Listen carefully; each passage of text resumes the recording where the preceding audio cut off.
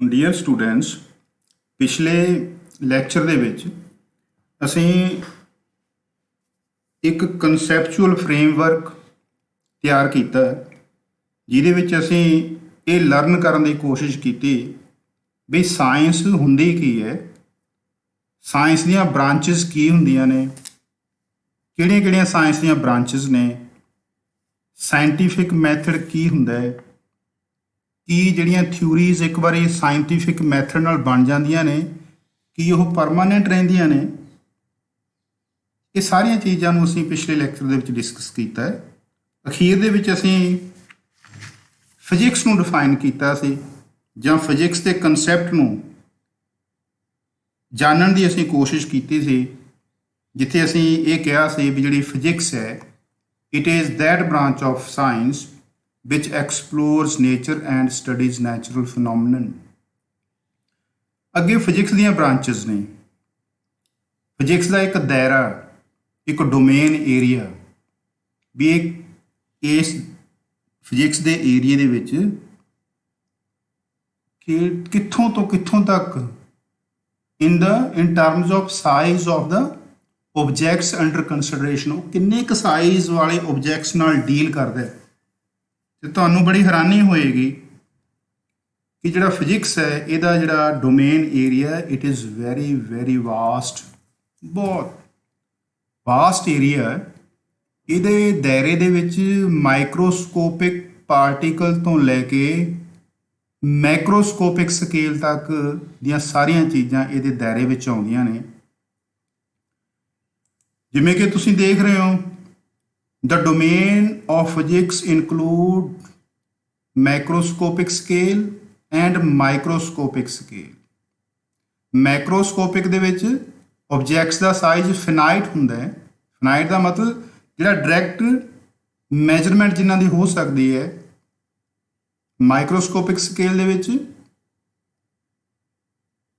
ਉਹ ਸਾਈਜ਼ਸ ਜਿਹੜੇ which cannot be seen with naked human eye। ਇਹਦੇ ਵਿੱਚ ਮੋਲੀਕਿਊਲਸ, ਐਟਮਸ, ਇਲੈਕਟ੍ਰੋਨਸ, ਇਹ ਸਾਰੇ ਜਿਹੜੇ ਸਾਈਜ਼ ਦੇ ਜਿਹੜੇ ਆਬਜੈਕਟਸ ਨੇ ਸਾਨੂੰ ਕਦੋਂ ਜ਼ਰੂਰਤ ਪੈਂਦੀ ਹੈ। ਉਦਾਹਰਨ ਦੇ ਤੌਰ ਤੇ ਸਾਡੇ ਕੋਲ ਮਾਡਲ ਆਫ ਐਟਮ ਬਣ ਕੇ ਆਇਆ,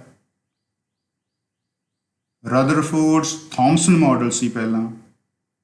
ਥਾਮਸਨ ਨੇ ਐਟਮ ਬਾਰੇ ਆਪਣਾ ਮਾਡਲ ਦਿੱਤਾ, ਫਿਰ ਰਦਰਫੋਰਡ ਨੇ ਨਿਊਕਲੀਅਰ ਮਾਡਲ ਪ੍ਰੋਵਾਈਡ ਕੀਤਾ ਸਾਡੇ ਲਈ, ਉਹ ਡਿਸਕਾਰਡ ਹੋ ਗਿਆ। ਫਿਰ ਬੋਹਰ ਨੇ ਆਪਣਾ ਮਾਡਲ ਦਿੱਤਾ, ਸਾਨੂੰ ਦੱਸਿਆ ਵੀ ਜਿਹੜੇ ਪ੍ਰੋਟੋਨਸ ਤੇ ਨਿਊਟਰੋਨਸ ਨੇ ਉਹ ਨਿਊਕਲੀਅਸ ਦੇ ਅੰਦਰ ਨੇ। ਨਿਊਕਲੀਅਸ ਦਾ ਸਾਈਜ਼ ਕਿੰਨਾ ਹੁੰਦਾ ਹੈ? 10 raised to power -10 -15 metre. 10 raised to power -15 metre ਜਿਹੜਾ ਐਟਮ ਦਾ ਸਾਈਜ਼ ਹੁੰਦਾ ਹੈ it is 10 raised to power -10 metre. ਇਹਨਾਂ ਚੀਜ਼ਾਂ ਦਾ ਤੁਹਾਨੂੰ ਥੋੜਾ ਕੁਛ ਮਹੀਨੇ ਬਾਅਦ ਜਾ ਕੇ ਤੁਹਾਨੂੰ ਕਲੀਅਰ ਹੋਣਗੀਆਂ ਵੀ ਇਹ ਜਿਹੜੇ ਸਾਈਜ਼ ਅਸੀਂ 10 ਦੀ ਪਾਵਰ -10 ਕਰਦੇ ਹਾਂ, 10 ਦੀ ਪਾਵਰ -14 ਜਾਂ 15 ਕਰਦੇ ਦਾ ਕੀ ਮਤਲਬ ਹੈ। ਸੋ ਇੱਥੇ ਗੱਲ ਕਰਨ ਦਾ ਮਤਲਬ ਇਹ ਹੈ ਵੀ ਜਿਹੜੀ ਫਿਜ਼ਿਕਸ ਹੈ ਇਹਦੇ ਵਿੱਚ ਪਾਰਟੀਕਲ ਮਾਈਕਰੋਸਕੋਪਿਕ ਸਕੇਲ ਵਾਲੇ ਵੀ ਕੰਸੀਡਰ ਹੁੰਦੇ ਆ, ਉਹਨਾਂ ਤੇ ਵੀ ਉਹਨਾਂ ਦੇ ਬਿਹੇਵੀਅਰ ਨੂੰ ਵੀ ਜਿਹੜੀ ਫਿਜ਼ਿਕਸ ਹੈ ਇਹ ਸਟੱਡੀ ਕਰਦੀ ਹੈ, ਜਾਂ ਉਹਨਾਂ ਬਾਰੇ ਵੀ ਫਿਜ਼ਿਕਸ ਹੀ ਨੇ ਹੀ ਐਕਸਪਲੋਰ ਕੀਤਾ ਹੈ ਵੀ ਇੱਕ ਇਲੈਕਟ੍ਰੋਨ ਹੈ ਉਹ ਕਿੱਥੇ ਹੈ, ਐਟਮ ਦੇ ਦੁਆਲੇ ਘੁੰਮਦਾ ਹੈ। ਇੱਕ ਨਿਊਟਰੋਨ ਤੇ ਇੱਕ ਪ੍ਰੋਟੋਨ ਉਹ ਕਿੱਥੇ ਲਾਈ ਕਰਦੇ ਆ, at the centre of the atom. ਜਿਸ ਏਰੀਏ 'ਚੋਂ ਲਾਈ ਕਰਦੇ ਉਹਨੂੰ ਅਸੀਂ ਨਿਊਕਲੀਅਸ ਕਹਿੰਦੇ ਆ। ਜਦੋਂ ਵੀ ਫਿਜ਼ਿਕਸ ਦੀਆਂ ਬ੍ਰਾਂਚਸ ਦੀ ਗੱਲ ਆਵੇਗੀ ਤਾਂ ਮੋਟੇ ਤੌਰ ਤੇ ਕੋਈ ਵੀ ਬ੍ਰਾਂਚ ਜਾਂ ਤਾਂ ਕਲਾਸੀਕਲ ਫਿਜ਼ਿਕਸ ਦੇ ਹੈਡਿੰਗ ਦੇ ਅੰਦਰ ਆਏਗਾ ਉਹਦਾ ਏਰੀਆ, ਜਾਂ ਫਿਰ ਉਹ ਸਬਜੈਕਟ ਮਾਡਰਨ ਜਾਂ ਉਹ ਬ੍ਰਾਂਚ ਮਾਡਰਨ ਫਿਜ਼ਿਕਸ ਦੇ ਵਿੱਚ ਆਏਗੀ। Classical physics, all the branches of physics at macroscopic scale make up classical physics and all the branches of physics at microscopic scale makes up modern physics। Classical ਤੇ modern physics ਨੂੰ ਥੋੜਾ ਚੰਗੇ ਤਰੀਕੇ ਨਾਲ ਅਸੀਂ ਐਲੈਬੋਰੇਟ ਕਰ ਰਹੇ ਹਾਂ ਹੁਣ ਨੈਕਸਟ ਪੇਜ ਤੇ। We are shifting to the next page. ਤੁਸੀਂ ਆਪਣੇ ਸਕਰੀਨ ਤੇ ਦੇਖ ਰਹੇ ਹੋ, ਸਭ ਤੋਂ ਪਹਿਲਾਂ ਅਸੀਂ ਕਲਾਸੀਕਲ ਫਿਜ਼ਿਕਸ ਬਾਰੇ ਜਾਣਨ ਦੀ ਕੋਸ਼ਿਸ਼ ਕਰਦੇ ਹਾਂ। What is classical physics? ਮੈਂ ਰੀਡ ਕਰ ਰਿਹਾ, ਦੋਜ਼ ਫਿਨੋਮਨਨ ਵਰਡ ਦਾ ਬਹੁਵਚਨ ਹੈ। ਮੈਂ ਪਹਿਲਾਂ ਵੀ ਗੱਲ ਕੀਤੀ ਸੀ, ਫਿਨੋਮਨਾ, ਇਸ ਨੂੰ ਫਿਨੋਮਨਾ ਪੜ੍ਹਦੇ ਹਾਂ। ਕ੍ਰਿਸ਼ਮੇ, ਕੁਦਰਤੀ ਕ੍ਰਿਸ਼ਮਾ। ਇੱਕ ਕ੍ਰਿਸ਼ਮਾ ਜਿਹੜਾ ਕੋਈ ਹੁੰਦਾ ਉਹਨੂੰ ਅਸੀਂ ਫਿਨੋਮਨਾ ਬੋਲਦੇ ਹਾਂ। ਨੈਚੁਰਲ ਫਿਨੋਮਨਾ, ਕੁਦਰਤੀ ਕ੍ਰਿਸ਼ਮੇ। ਜੇ ਨੈਚੁਰਲ ਫਿਨੋਮਨਨ ਬੋਲਾਂਗੇ, ਕੁਦਰਤੀ ਕ੍ਰਿਸ਼ਮਾ, ਕਿਸੇ ਇੱਕ ਕ੍ਰਿਸ਼ਮੇ ਦੀ ਗੱਲ ਕਰ ਰਿਹਾ ਹੋਊਗਾ। ਜੇ ਆਪਾਂ ਬੋਲਾਂਗੇ ਨੈਚੁਰਲ ਫਿਨੋਮਨਨ, ਜੇ ਨੈਚੁਰਲ ਫਿਨੋਮਨਾ ਕਹਾਂਗੇ ਇਹਦਾ ਮਤਲਬ ਅਸੀਂ ਇੱਕੋ ਸਮੇਂ ਤੇ ਕਈ ਕ੍ਰਿਸ਼ਮਿਆਂ ਦੀ ਗੱਲ ਕਰ ਰਹੇ ਹਾਂ। ਬਹੁਵਚਨਾ, phenomena is a plural of phenomenon. So those phenomena which involve particles, objects, bodies of sizes greater than 10 raised to power, raised, RAISED, raise ਕਰਨਾ, ਚੜਾਉਣਾ ਹੈ। 10 ਦੀ ਪਾਵਰ ਕਿੰਨੀ ਚੜਾਈ ਹੋਈ ਹੈ ਉੱਪਰ? ਪਾਵਰ ਕਿੰਨੀ ਅਸੀਂ ਲਿਖੀ ਹੋਈ ਹੈ? -6। ਇਹਨੂੰ ਬੋਲਦੇ ਕਿਵੇਂ ਆ? 10 raised, RAISED, ਰੇਜ਼ ਕਰਨਾ। ਕੋਈ ਰੇਜ਼ ਕਰਨਾ, ਕੋਈ ਜਿਵੇਂ ਅਸੀਂ ਟ੍ਰੈਡੀਸ਼ਨਲ ਭਾਸ਼ਾ ਵਿੱਚ ਕਹਿੰਦੇ ਆ ਅਸੀਂ ਵੀ ਜਿਹੜੇ ਕੋਈ ਪ੍ਰੋਟੈਸਟਰ ਨੇ ਉਹਨਾਂ ਨੇ ਆਪਣੀਆਂ ਮੰਗਾਂ ਨੂੰ ਰੇਜ਼ ਕੀਤਾ। ਇੱਥੇ ਰੇਜ਼ ਦਾ ਕਰਨਾ ਮਤਲਬ 10 ਦੇ ਉੱਪਰ ਜਿੰਨੀ ਪਾਵਰ, ਮੈਥਮੈਟਿਕਸ ਦੇ ਵਿੱਚ ਇਹਨੂੰ ਬੋਲਦੇ ਆ 10 raised to power -6। m ਕੀ ਹੈ? ਮੀਟਰ। ਮੀਟਰ ਬਾਰੇ ਤੁਸੀਂ ਜਾਣਦੇ ਹੋ। ਲੈਂਥ ਨੂੰ ਨੋਟ ਕਰਨ ਦੇ ਲਈ ਇੱਕ ਯੂਨਿਟ ਹੈ। ਕੱਪੜਾ ਲੈਣ ਜਾਂਦੇ ਹਾਂ ਅਸੀਂ ਦੁਕਾਨ ਤੇ, ਅਸੀਂ ਪੱਗ ਲੈਣ ਜਾਂਦੇ ਹਾਂ, ਅਸੀਂ ਕਹਿੰਦੇ ਹਾਂ ਵੀ 7 ਮੀਟਰ ਪੱਗ ਹੋਵੇ ਤਾਂ ਕੱਪੜਾ 7 ਮੀਟਰ ਹੋਵੇ, 8 ਮੀਟਰ ਹੋਵੇ। ਦੁਪੱਟਾ 2.5 ਮੀਟਰ ਹੋਵੇ, 2 ਮੀਟਰ ਹੋਵੇ। ਇਹ ਆਮ ਭਾਸ਼ਾ 'ਚ ਸ਼ਬਦ ਹੈ। ਮੀਟਰ ਜਿਹੜਾ ਅਸੀਂ ਯੂਜ਼ ਕਰਦੇ ਹਾਂ ਇਹ ਉਹੀ ਚੀਜ਼ ਹੈ, m। ਇਹਨੂੰ ਸਮਝਣਾ ਹੋਵੇ, 1 ਮੀਟਰ, ਇਹ -6 ਜੇ ਆਪਾਂ ਹੇਠਾਂ ਲਿਆਈਏ ਇਹ ਬਣ ਜਾਏਗਾ 10 ਦੀ ਪਾਵਰ +6। ਇਹ ਬਣ ਜਾਏਗਾ 1/10 ਦੀ ਪਾਵਰ 6 ਮੀਟਰ। ਇਹਦਾ ਮਤਲਬ ਅਸਲ 'ਚ ਕੀ ਹੈ ਵੀ 1 ਮੀਟਰ ਨੂੰ ਅਸੀਂ ਕਿੰਨੇ ਨਾਲ ਡਿਵਾਈਡ ਕਰੀਏ? 10 ਦੀ ਪਾਵਰ 6 ਕਿੰਨੀ ਹੁੰਦੀ ਹੈ? 10 ਦੀ ਪਾਵਰ 6 ਦਾ ਮਤਲਬ ਕੀ ਹੁੰਦਾ? 10 ਲੱਖ। 10 ਲੱਖ ਨੂੰ ਅਸੀਂ 1 ਮਿਲੀਅਨ ਵੀ ਕਹਿ ਦਿੰਦੇ ਹਾਂ। ਜੇ ਕਿਸੇ ਕੋਲ 10 ਲੱਖ ਰੁਪਇਆ ਹੋਵੇ ਉਹਨੂੰ ਅਸੀਂ ਮਿਲੀਅਨਰੀ ਕਹਿ ਸਕਦੇ ਹਾਂ। Millionaire, million, 1 million is equal to 10 raised to power 6। ਪਰ ਇੱਥੇ ਇਸ ਪੋਜੀਸ਼ਨ 'ਚ ਇਹ -6 ਹੈ। ਜੇ +6 ਕਰਨਾ ਹੋਵੇ ਇੱਥੋਂ ਹੇਠਾਂ ਲੈ ਕੇ ਆਵਾਂਗੇ, it will become 1/10 raised to power 6। 1/10 the power 6, 1/1 metre divided by 10 the power 6। ਮਤਲਬ 1 ਮੀਟਰ ਲੈਂਥ ਦੇ ਅਸੀਂ ਕਿੰਨੇ ਹਿੱਸੇ ਕਰੀਏ? 10 ਲੱਖ ਹਿੱਸੇ ਕਰ ਦਈਏ। ਤਾਂ ਤੁਸੀਂ ਇਮੈਜਿਨ ਕਰੋ ਵੀ ਉਹ 10 ਲੱਖਵਾਂ ਹਿੱਸਾ, 1 ਮੀਟਰ ਦਾ 10 ਲੱਖਵਾਂ ਹਿੱਸਾ ਇੰਨਾ ਹੁੰਦਾ, ਉਹਨੂੰ ਮਾਈਕਰੋਮੀਟਰ ਕਹਿੰਦੇ ਆ। ਸੋ ਸਾਨੂੰ ਅੰਦਾਜ਼ਾ ਲਾ ਸਕਦੇ ਹਾਂ ਅਸੀਂ ਵੀ ਜਿਹੜੀ ਕਲਾਸੀਕਲ ਫਿਜ਼ਿਕਸ ਹੈ ਉਹ ਉਹਨਾਂ ਆਬਜੈਕਟਸ ਦੇ ਬਿਹੇਵੀਅਰ ਨੂੰ ਜਾਂ ਉਹ ਕੁਦਰਤੀ ਫਿਨੋਮੀਨਨ, ਕੁਦਰਤੀ ਕ੍ਰਿਸ਼ਮੇ ਜਿਨ੍ਹਾਂ 'ਚ ਉਹ ਆਬਜੈਕਟ ਆਉਂਦੇ ਆ ਜਿਨ੍ਹਾਂ ਦਾ ਸਾਈਜ਼ ਇਸ ਸਾਈਜ਼ ਤੋਂ ਵੱਧ ਹੈ, 10 ਦੀ ਪਾਵਰ -6 ਮੀਟਰ ਤੋਂ ਜ਼ਿਆਦਾ ਹੈ, ਗ੍ਰੇਟਰ ਦੈਨ ਦੇ ਸਾਈਜ਼, ਤੇ ਜਿਹੜੇ and moving with speeds less than the speed of light are or can be explained on the basis of classical physics। classical physics ਦੇ ਵਿੱਚ ਉਹ ਕ੍ਰਿਸ਼ਮੇ ਨੇ ਜਿਨ੍ਹਾਂ ਦੇ ਵਿੱਚ ਜਿਹੜੇ ਪਾਰਟੀਕਲ ਜਾਂ ਬੋਡੀਜ਼ ਇਨਵੋਲਵ ਹੋ ਰਹੇ ਨੇ ਉਹਨਾਂ ਦਾ ਸਾਈਜ਼ ਇਸ ਤੋਂ ਵੱਧ ਹੈ, 10 ਦੀ ਪਾਵਰ -6 ਮੀਟਰ ਤੋਂ ਵੱਧ ਹੈ, ਤੇ ਜਿਨ੍ਹਾਂ ਦੀ ਸਪੀਡ ਆਫ ਲਾਈਟ ਤੋਂ ਘੱਟ ਹੈ। ਤੁਹਾਨੂੰ ਪਤਾ ਹੋਣਾ ਹੋਏਗਾ ਵੀ ਇਸ ਯੂਨੀਵਰਸ, ਇਸ ਸ੍ਰਿਸ਼ਟੀ ਦੇ ਅੰਦਰ ਕੋਈ ਵੀ ਚੀਜ਼ ਲਾਈਟ ਤੋਂ ਵੱਧ ਤੇਜ਼ ਨਹੀਂ ਚੱਲ ਸਕਦੀ। ਏਅਰ ਦੇ ਵਿੱਚ ਹਵਾ ਦੇ ਵਿੱਚ ਲਾਈਟ ਦੀ ਕਿੰਨੀ ਸਪੀਡ ਹੈ 3 × 10⁸ 8 ਮੀਟਰ ਪਰ ਸੈਕਿੰਡ। ਕਿਲੋਮੀਟਰਾਂ 'ਚ ਕੱਢਣੀ ਹੋਵੇ 3 ਜ਼ੀਰੋਆਂ ਇੱਧਰ ਲਾ ਲਈਏ, 3 ਜ਼ੀਰੋ ਮੀਟਰ ਦੇ ਨਾਲ ਲਾਤੀਆਂ 1 ਕਿਲੋਮੀਟਰ ਬਣ ਜਾਏਗਾ। ਇੱਥੇ 10⁵ ਰਹਿ ਜਾਏਗੀ, ਬਣ ਗਿਆ 3 × 10⁵ 10⁵ ਕਿਲੋਮੀਟਰ ਪਰ ਸੈਕਿੰਡ। ਇਹ ਆਹ ਚੀਜ਼ ਕਿੰਨੀ ਹੈ 3 ਲੱਖ ਕਿਲੋਮੀਟਰ ਪ੍ਰਤੀ ਸੈਕਿੰਡ ਲਾਈਟ ਦੀ ਸਪੀਡ ਹੈ। ਕੋਈ ਵੀ ਚੀਜ਼, ਕੋਈ ਵੀ ਆਬਜੈਕਟ ਇਸ ਯੂਨੀਵਰਸ ਦੇ ਵਿੱਚ ਲਾਈਟ ਦੀ ਸਪੀਡ ਤੋਂ ਵੱਧ ਸਪੀਡ ਨਾਲ ਟਰੈਵਲ ਨਹੀਂ ਕਰ ਸਕਦਾ। ਸੋ ਕਲਾਸੀਕਲ ਫਿਜ਼ਿਕਸ ਦੇ ਵਿੱਚ ਕਿਹੜੇ ਆਬਜੈਕਟਸ ਇਨਵੋਲਵ ਹੁੰਦੇ ਆ ਜਿਨ੍ਹਾਂ ਦਾ ਸਾਈਜ਼ ਜ਼ਿਆਦਾ ਹੋਣਾ ਚਾਹੀਦਾ ਹੈ, greater than the 10⁻⁻⁶ and whose speeds are less than speed of light। the subjects classical physics ਦੇ ਵਿੱਚ ਅੱਗੇ ਕਿਹੜੇ ਕਿਹੜੇ ਸਬਜੈਕਟ ਆਉਂਦੇ ਆ?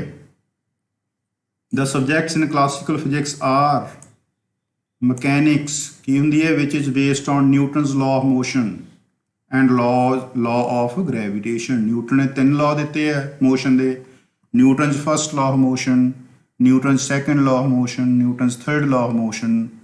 ਨਿਊਟਨ ਨੇ ਹੀ law of gravitation ਦਿੱਤੀ ਹੈ ਜਿਹਨੂੰ ਅਸੀਂ ਕਹਿੰਦੇ ਹਾਂ ਨਿਊਟਨ's law of gravitation। ਇਹਨਾਂ ਲਾਜ਼ ਬਾਰੇ ਡਿਟੇਲ 'ਚ ਅਸੀਂ ਅਗਲੇ ਯੂਨਿਟ ਦੇ ਵਿੱਚ ਪੜ੍ਹਾਂਗੇ। ਕਲਾਸੀਕਲ ਫਿਜ਼ਿਕਸ ਦੇ ਵਿੱਚ ਅਗਲੀ ਬ੍ਰਾਂਚ ਕਿਹੜੀ ਹੈ? ਹੋ ਸਕਦੀ ਹੈ ਥਰਮੋਡਾਇਨਾਮਿਕਸ। ਤੁਸੀਂ ਥਰਮਾਮੀਟਰ ਦਾ ਨਾਮ ਸੁਣਿਆ ਹੋਏਗਾ, ਸਾਡਾ ਟੈਂਪਰੇਚਰ ਨੋਟ ਕਰਦਾ ਹੈ। ਕਦੋਂ ਸਾਨੂੰ ਟੈਂਪਰੇਚਰ ਦਿਖਾਉਣ ਦੀ ਜ਼ਰੂਰਤ ਪੈਂਦੀ ਹੈ? ਜਦੋਂ ਸਾਡਾ ਜਿਹੜਾ ਸਰੀਰ ਦਾ ਤਾਪਮਾਨ ਸਾਨੂੰ ਮਹਿਸੂਸ ਹੋਣ ਲੱਗ ਜੇ ਜਿਵੇਂ ਗਰਮ ਹੁੰਦੇ ਹਾਂ ਅਸੀਂ, ਸਾਡੀ ਬਾਡੀ ਦੇ ਵਿੱਚ ਜਿਹੜਾ ਟੈਂਪਰੇਚਰ, ਜਿਹੜਾ ਹੀਟ ਕੰਟੈਂਟ ਆ ਉਹ ਵਧਿਆ ਹੁੰਦਾ ਹੈ। ਤੋ therm is a term which is related to measurement of degree of hotness। Thermometer एक वो चीज़ है। थर्मो डायनामिक्स, कोई चीज़ मूव कर रही है, डायनामिक है। पानी ਨੂੰ ਤੁਸੀਂ ਉਬਲਦੇ ਨੂੰ ਦੇਖਿਆ ਹੋਊਗਾ, ਤੁਸੀਂ ਦੇਖਿਆ ਹੋਊਗਾ ਜਦੋਂ ਪਾਣੀ ਬੋਇਲ ਕਰਨ ਲੱਗਦਾ ਹੈ ਤਾਂ ਜਿਹੜੇ ਬਰਤਨ 'ਚ ਅਸੀਂ ਬੋਇਲ ਕਰਦੇ ਹਾਂ ਪਾਣੀ ਕਿਵੇਂ ਭਾਂਡੇ ਤੋਂ ਬਾਹਰ ਨਿਕਲਣ ਦੀ ਕੋਸ਼ਿਸ਼ ਕਰਦਾ ਹੈ। ਜਦੋਂ ਅਸੀਂ ਉਹਨੂੰ ਗਰਮ ਕਰਨਾ ਸ਼ੁਰੂ ਕੀਤਾ ਸੀ ਪਾਣੀ ਦਾ ਲੈਵਲ ਬੜਾ ਸ਼ਾਂਤ ਸੀ, ਪਰ ਜਦੋਂ ਅਸੀਂ ਕੁਝ ਸਮੇਂ ਦੇ ਲਈ ਉਹਨੂੰ ਹੀਟ ਦਿੱਤੀ ਉਹੀ ਪਾਣੀ ਆਪਣੇ ਬਰਤਨ ਦੇ ਵਿੱਚੋਂ ਬਾਹਰ ਨਿਕਲਣ ਦੀ, ਉਬਲ ਕੇ ਬਾਹਰ ਨਿਕਲਣ ਦੀ ਕੋਸ਼ਿਸ਼ ਕਰਦਾ, ਡਾਇਨਾਮਿਕ ਹੋ ਜਾਂਦੇ ਆ। ਮੋਰ ਦਾ ਟੈਂਪਰੇਚਰ ਕਿਸੇ ਬਾਡੀ ਦਾ, ਉਹਦੇ ਅੰਦਰਲੇ ਜਿਹੜੇ ਪਾਰਟੀਕਲ ਨੇ ਦੇ ਬਿਕਮ ਮੋਰ ਡਾਇਨਾਮਿਕ, ਗਤੀਸ਼ੀਲ ਹੋ ਜਾਂਦੇ ਆ, ਸਪੀਡ ਵੱਧ ਜਾਂਦੀ ਹੈ। ਇਹਦਾ ਮਤਲਬ ਜਿਹੜਾ ਟੈਂਪਰੇਚਰ ਹੈ ਇਹ ਸਾਰਾ ਪਾਰਟੀਕਲ ਦੀ ਗਤੀ 'ਤੇ ਨਿਰਭਰ ਕਰਦਾ ਹੈ। ਮੋਰ ਦਾ speed more will be the temperature. ਚਲੋ ਇਸ ਸਟੇਜ 'ਤੇ ਅਸੀਂ ਥਰਮੋਡਾਇਨਾਮਿਕਸ ਦੀ ਗੱਲ ਕਰਦੇ ਹਾਂ। Thermodynamics which is based on laws of thermodynamics. ਜਿਵੇਂ ਨਿਊਟਨ ਦੇ ਲਾਅ ਹੈ, ਥਰਮੋਡਾਇਨਾਮਿਕਸ ਦੇ ਵੀ ਲਾਅ ਹੈ। Zeroth law of thermodynamics, first law of thermodynamics, second laws of entropy. Entropy ਨੂੰ ਮੈਂ ਇਸ ਸਟੇਜ 'ਤੇ ਤੁਹਾਨੂੰ ਦੱਸਾਂ, ਐਂਟਰੋਪੀ ਦਾ ਮਤਲਬ ਹੁੰਦਾ ਹੈ ਰੈਂਡਮਨੈਸ। ਜਿੰਨਾ ਕੋਈ ਚੀਜ਼ ਵੱਧ ਖਲਾਰਾ ਪਿਆ ਹੋਇਆ ਇਹਦਾ ਮਤਲਬ ਉਹ ਐਂਟਰੋਪੀ ਜ਼ਿਆਦਾ ਹੈ। ਐਂਟਰੋਪੀ ਇੱਕ ਫਿਜ਼ੀਕਲ ਕੁਆਂਟਿਟੀ ਹੈ ਜਿਹੜੀ ਡਿਗਰੀ ਆਫ ਰੈਂਡਮਨੈਸ ਨੂੰ ਮੈਜ਼ਰ ਕਰਦੀ ਹੈ। ਇਹਦਾ ਮਤਲਬ ਜਦੋਂ ਅਸੀਂ ਪਿਛਲੀ ਐਗਜ਼ਾਮਪਲ ਕੀਤੀ ਹੈ, ਜਦੋਂ ਪਾਣੀ ਠੰਡਾ ਸੀ ਉਹਦੇ ਅੰਦਰਲੇ ਪਾਰਟੀਕਲ ਸ਼ਾਂਤ ਰੁਕੇ ਹੋਏ ਸੀ, ਆਪਣੀ ਪੋਜੀਸ਼ਨ 'ਤੇ ਜ਼ਿਆਦਾ ਡਿਸਟਰਬ ਨਹੀਂ ਸੀ ਹੋਏ, ਰੈਂਡਮਨੈਸ ਘੱਟ ਸੀ। ਜਦੋਂ ਅਸੀਂ ਟੈਂਪਰੇਚਰ ਵਧਾਤਾ ਰੈਂਡਮਨੈਸ ਵੱਧ ਗਈ। ਅਸੀਂ ਕਹਿ ਸਕਦੇ ਹਾਂ ਇੱਥੇ ਵੀ ਪਹਿਲਾਂ ਪਾਣੀ ਦੀ ਐਂਟਰੋਪੀ ਘੱਟ ਸੀ, ਉਸੇ ਸਿਸਟਮ ਦੀ ਐਂਟਰੋਪੀ ਬਾਅਦ ਦੇ ਵਿੱਚ ਇਨਕਰੀਜ਼ ਹੋ ਗਈ। ਅਸੀਂ ਇਹ ਵੀ ਕਹਿ ਸਕਦੇ ਹਾਂ ਜਿਹੜਾ ਟੈਂਪਰੇਚਰ ਹੈ, temperature of a system decides entropy of that system। more the temperature more will be the entropy। ਇਹ ਵੀ ਤੁਹਾਨੂੰ ਅਗਲੇ ਕਲਾਸ ਦੇ ਵਿੱਚ ਇਹ ਚੀਜ਼ ਬਾਰੇ ਪੜ੍ਹਨ ਦਾ ਤੁਹਾਨੂੰ ਮੌਕਾ ਮਿਲੇਗਾ। thermodynamics includes topics like heat engine, refrigerator। heat engine ਜਿਹੜੇ ਸਾਡੇ ਜਿਨ੍ਹਾਂ ਨਾਲ ਸਾਡੀਆਂ ਕਾਰਾਂ ਚੱਲਦੀਆਂ ਨੇ, ਜਿਨ੍ਹਾਂ ਨਾਲ ਸਾਡਾ ਮੋਟਰਸਾਈਕਲ ਚੱਲਦਾ ਹੈ। ਹੁਣ ਤਾਂ ਸਬਮਰਸੀਬਲ ਮੋਟਰਾਂ ਲੱਗ ਗਈਆਂ। ਕੁਝ ਸਾਲ ਪਹਿਲਾਂ ਖੇਤਾਂ ਦੇ ਵਿੱਚ ਅਸੀਂ ਇਹਨਾਂ ਨੂੰ ਇੰਜਨ ਦੀ ਵਰਤੋਂ ਕਰਦੇ ਸੀਗੇ। ਤੁਸੀਂ ਪੀਟਰ ਇੰਜਨ ਦਾ ਨਾਂ ਅੱਜ ਵੀ ਸੁਣਦੇ ਹੋਵੋਗੇ। ਸੋ ਸਾਰੀਆਂ ਜਿਹੜੀਆਂ ਮਸ਼ੀਨਾਂ ਨੇ, ਜਿਹੜੇ ਟੌਪਿਕਸ ਨੇ, ਹੀਟ ਇੰਜਨ, ਸਾਡੇ ਘਰਾਂ ਦੇ ਵਿੱਚ ਜਿਹੜੇ ਰੈਫਰੀਜਰੇਟਰ ਨੇ ਜਿਹਨੂੰ ਅਸੀਂ ਫ੍ਰਿਜ ਕਹਿੰਦੇ ਆ। ਇਸ ਤੋਂ ਇਲਾਵਾ ਅਸੀਂ ਟੈਂਪਰੇਚਰ ਨੂੰ ਡਿਸਕਸ ਕਰਦੇ ਹਾਂ, ਐਂਟਰੋਪੀ, ਐਂਥੈਲਪੀ, ਇੰਟਰਨਲ ਐਨਰਜੀ। ਸਾਰੀਆਂ ਜਿਹੜੀਆਂ ਚੀਜ਼ਾਂ ਨੇ, ਜਿਹੜੇ ਟੌਪਿਕਸ ਨੇ, ਥਰਮੋਡਾਇਨਾਮਿਕਸ ਦੇ ਦਾਇਰੇ 'ਚ ਆਉਂਦੇ ਆ। ਕਲਾਸੀਕਲ ਫਿਜ਼ਿਕਸ ਦੇ ਵਿੱਚ ਅਗਲੀ ਬ੍ਰਾਂਚ ਆਪਟਿਕਸ ਹੁੰਦੀ ਹੈ, ਹੋ ਸਕਦੀ ਹੈ।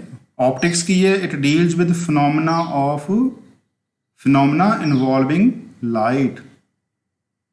ਲਾਈਟ ਕੀ ਹੈ? ਇਹ ਉਹ એનર્ਜੀ ਹੈ ਜਿਹੜੀਆਂ ਜਦੋਂ ਸਾਡੀਆਂ ਅੱਖਾਂ ਨੂੰ ਦੇਖਣ ਦੇ ਯੋਗ ਬਣਾਉਂਦੀ ਹੈ। ਜਦੋਂ ਲਾਈਟ ਆਫ ਹੋ ਜਾਂਦੀ ਹੈ ਰਾਤ ਨੂੰ, ਸਾਨੂੰ ਕੁਝ ਨਹੀਂ ਦਿਖਦਾ। ਲਾਈਟ ਕੀ ਹੈ? ਉਹ radiation. Light is that radiation ਵਿੱਚ ਐਨੇਬਲ, ਸਾਨੂੰ ਯੋਗ ਬਣਾਉਂਦੀ ਹੈ, ਐਨੇਬਲ ਕਰਦੀ ਹੈ ਟੂ ਸੀ ਦਾ ਵਰਲਡ। ਦੁਨੀਆ ਨੂੰ ਦੇਖਣ ਦੇ ਲਈ ਸਾਨੂੰ ਐਨੇਬਲ ਕਰਦੀ ਹੈ, ਯੋਗ ਬਣਾਉਂਦੀ ਹੈ। ਅਤੇ ਜਿਹੜੀ ਆਪਟਿਕਸ ਹੈ, ਇਹ ਲਾਈਟ ਦੇ ਨਾਲ ਕਨੈਕਟਡ ਜਿੰਨੇ ਵੀ ਕ੍ਰਿਸ਼ਮੇ ਨੇ ਉਹਨਾਂ ਨਾਲ ਡੀਲ ਕਰਦੀ ਹੈ। And optics deals with phenomena involving light and are explained on the basis of, ਅਸੀਂ ਉਹਨੂੰ ਫਿਰ ਐਕਸਪਲੇਨ ਕਰਦੇ ਹਾਂ ਰਿਫਲੈਕਸ਼ਨ ਆਫ ਲਾਈਟ ਨਾਲ, ਰਿਫਰੈਕਸ਼ਨ ਆਫ ਲਾਈਟ ਨਾਲ, ਡਿਸਪਰਸ਼ਨ ਆਫ ਲਾਈਟ ਨਾਲ, ਅਤੇ ਇਸ ਤਰ੍ਹਾਂ ਦੇ ਹੋਰ ਕਾਫੀ ਐਟਸੈਟਰਾ। ETC ਨੂੰ ਅਸੀਂ ਜਿਵੇਂ ਪੰਜਾਬੀ 'ਚ ਅਸੀਂ ਆਦਿ ਲਿਖ ਦਿੰਦੇ ਹੁੰਦੇ ਹਾਂ, et cetera.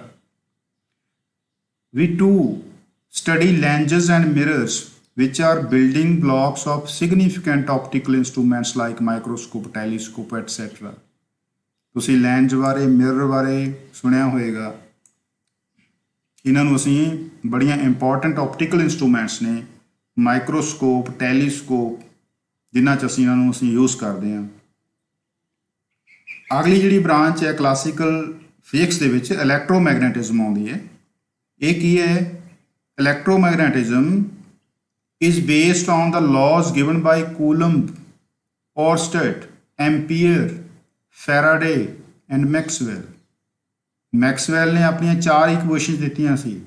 The Maxwell equations 4 and number ਦਾ ਮਤਲਬ ਉਹਨੇ 4 ਇਕੁਏਸ਼ਨ ਦਿੱਤੀਆਂ ਸੀ which can explain any electromagnetic phenomenon. ਆਹ ਕੁਝ ਸਾਇੰਟਿਸਟ ਸੀਗੇ। ਕੂਲਮ ਨੇ ਕਿਹੜਾ ਲਾਅ ਦਿੱਤਾ ਸੀ? ਕੋਈ ਵੀ 2 ਚਾਰਜ ਨੇ, ਉਹਨਾਂ ਦੇ ਵਿਚਕਾਰ ਫੋਰਸ ਆਫ ਅਟਰੈਕਸ਼ਨ ਹੋਏਗੀ ਜਾਂ ਫੋਰਸ ਆਫ ਰਿਪਲਸ਼ਨ ਹੋਏਗੀ। ਔਰਸਟਡ ਨੇ ਕਿਹੜਾ ਲਾਅ ਦਿੱਤਾ ਸੀ? ਵੀ ਜਦੋਂ ਵੀ ਕਰੰਟ ਫਲੋ ਕਰਦਾ ਹੈ ਉਹਦੇ ਆਲੇ ਦੁਆਲੇ ਮੈਗਨੈਟਿਕ ਫੀਲਡ ਹੋਏਗਾ। ਇਹਦੇ ਲਾਅ ਨਾਲ ਇੱਕ ਬੜੀ ਇੰਪੋਰਟੈਂਟ ਗੱਲ ਸਾਹਮਣੇ ਆਈ ਸੀ ਵੀ electric field is inseparable from magnetic field. Current ਕੌਣ ਪ੍ਰੋਡਿਊਸ ਕਰਦਾ ਹੈ? Electric voltage, electric field. Oersted ਕਹਿੰਦਾ ਕਰੰਟ ਦੇ ਨਾਲ ਜਦੋਂ ਵੀ ਕਰੰਟ ਬਣੇਗਾ ਉੱਥੇ ਮੈਗਨੈਟਿਕ ਫੀਲਡ ਵੀ ਹੋਏਗਾ। ਔਰਸਟਡ ਦੇ ਲਾਅ ਦੇ ਨਾਲ ਇਹ ਬਣਿਆ ਵੀ ਜਿਹੜਾ ਮੈਗਨੈਟਿਕ ਫੀਲਡ ਹੈ it can not be separated from electric field. Ampere ਨੇ ਆਪਣਾ ਸਰਕਟਲ ਲਾਅ ਦਿੱਤਾ। ਫੈਰਾਡੇ ਨੇ ਦੱਸਿਆ ਵੀ ਜਦੋਂ ਵੀ ਕਿਸੇ ਮੈਗਨੈਟਿਕ ਫੀਲਡ ਕਿਸੇ ਜਗ੍ਹਾ ਚੇਂਜ ਹੋਏਗਾ ਤਾਂ ਉੱਥੇ ਇਲੈਕਟ੍ਰਿਕ ਫੀਲਡ ਬਣੇਗਾ। ਔਰਸਟਡ ਤੇ ਫੈਰਾਡੇ ਨੇ, ਔਰਸਟਡ ਨੇ ਕਿਹਾ ਵੀ ਇਲੈਕਟ੍ਰਿਕ ਫੀਲਡ ਨਾਲ ਮੈਗਨੈਟਿਕ ਫੀਲਡ ਬਣੇਗਾ। ਫੈਰਾਡੇ ਨੇ ਦੱਸਿਆ ਵੀ ਮੈਗਨੈਟਿਕ ਫੀਲਡ ਨਾਲ ਇਲੈਕਟ੍ਰਿਕ ਫੀਲਡ ਬਣੇਗਾ। ਮੈਕਸਵੈਲ ਨੇ 4 ਇਕੁਏਸ਼ਨਾਂ ਦਿੱਤੀਆਂ ਤੇ ਇਸ ਨਾਲ, ਇਹ ਸਾਰਿਆਂ ਦੀ ਕੰਟਰੀਬਿਊਸ਼ਨ ਦੇ ਨਾਲ ਜਿਹੜੇ ਕ੍ਰਿਸ਼ਮੇ ਸਾਡੇ ਨੌਲੇਜ ਡੋਮੇਨ ਦਾ ਹਿੱਸਾ ਬਣੇ, ਉਸ ਹਿੱਸੇ ਦੇ ਗਿਆਨ ਨੂੰ ਅਸੀਂ ਇੱਕ ਟਾਈਟਲ ਦੇ ਦਿੰਦੇ ਹਾਂ ਇਲੈਕਟ੍ਰੋਮੈਗਨੈਟਿਜ਼ਮ, ਇਲੈਕਟ੍ਰੀਸਿਟੀ ਐਂਡ ਮੈਗਨੈਟਿਜ਼ਮ। ਹੁਣ ਅਸੀਂ ਅਗਲੀ ਫਿਜ਼ਿਕਸ ਦੀ ਬ੍ਰੌਡ ਬ੍ਰਾਂਚ ਮਾਡਰਨ ਫਿਜ਼ਿਕਸ ਦੀ ਗੱਲ ਕਰਦੇ ਹਾਂ। ਮਾਡਰਨ ਫਿਜ਼ਿਕਸ ਕਿਸ ਤਰ੍ਹਾਂ ਕਲਾਸੀਕਲ ਫਿਜ਼ਿਕਸ ਤੋਂ ਡਿਫਰ ਕਰਦੀ ਅਸੀਂ ਕਿਹਾ ਸੀ ਕਲਾਸੀਕਲ ਫਿਜ਼ਿਕਸ ਉਹਨਾਂ ਕ੍ਰਿਸ਼ਮਿਆਂ ਨਾਲ ਸੰਬੰਧਿਤ ਹੈ ਜਿਹਦੇ ਅੰਦਰਲੇ ਜਿਹੜੇ ਆਬਜੈਕਟ ਹੈ ਉਹਨਾਂ ਦਾ ਸਾਈਜ਼ ਗ੍ਰੇਟਰ ਦੈਨ 10⁻⁻⁶ ਮੀਟਰ ਤੇ ਜਿਨ੍ਹਾਂ ਦੀ speed less than speed of light ਹੈ। ਮਾਡਰਨ ਫਿਜ਼ਿਕਸ ਦੇ ਵਿੱਚ ਕਿਹੜੇ ਆਬਜੈਕਟ ਨੇ ਜਿਨ੍ਹਾਂ ਦਾ ਸਾਈਜ਼ ਜਿਹੜਾ ਹੈਗਾ ਕੰਪੇਰੇਬਲ ਲਗਭਗ ਇਹਦੇ ਬਰਾਬਰ ਔਰ ਲੈਸ ਦੈਨ ਦਾ 10⁻⁻⁶ ਮੀਟਰ ਹੋਵੇ, ਇਹਨੂੰ ਇੱਕ 1 ਮਾਈਕਰੋਮੀਟਰ ਕਹਿੰਦੇ ਆ। ਆਹ 10⁻⁻⁶ ਕੀ ਮਾਈਕਰੋਮੀਟਰ, ਮਾਈਕਰੋ ਦਾ ਮਤਲਬ 1 ਮਿਲੀਅਨਥ ਪਾਰਟ, 10 ਲੱਖਵੇਂ ਹਿੱਸੇ ਨੂੰ 1 ਮਾਈਕਰੋਮੀਟਰ ਕਹਿੰਦੇ ਆ, 10 ਲੱਖਵਾਂ ਹਿੱਸਾ। ਤਾਂ ਮਾਡਰਨ ਫਿਜ਼ਿਕਸ ਦੇ ਵਿੱਚ ਕਿਹੜੀਆਂ ਚੀਜ਼ਾਂ ਨੇ, ਕਿਹੜੇ ਕ੍ਰਿਸ਼ਮੇ ਨੇ ਜਿਨ੍ਹਾਂ ਨਾਲ ਇਨਵੋਲਵ, ਜਿਨ੍ਹਾਂ ਦੇ ਅੰਦਰਲੇ ਪਾਰਟੀਕਲ ਦਾ ਸਾਈਜ਼ ਇਹ ਸਾਈਜ਼ ਤੋਂ ਘੱਟ ਹੈ ਤੇ ਜਿਨ੍ਹਾਂ ਦੀ ਸਪੀਡ ਆਫ ਲਾਈਟ ਦੇ ਨੇੜੇ ਤੇੜੇ ਹੈ, comparable to speed of light, ਮਤਲਬ ਕਾਫੀ ਤੇਜ਼ ਚੱਲ ਰਹੇ ਹੋਣਗੇ।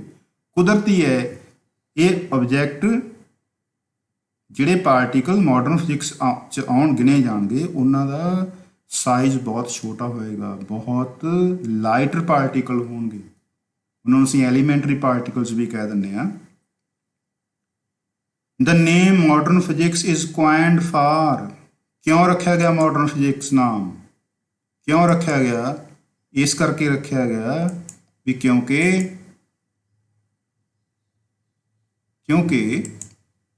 ਜਿਹੜਾ ਮਾਡਰਨ ਫਿਜ਼ਿਕਸ ਕਿਉਂ ਨਾ ਰੱਖਿਆ ਗਿਆ,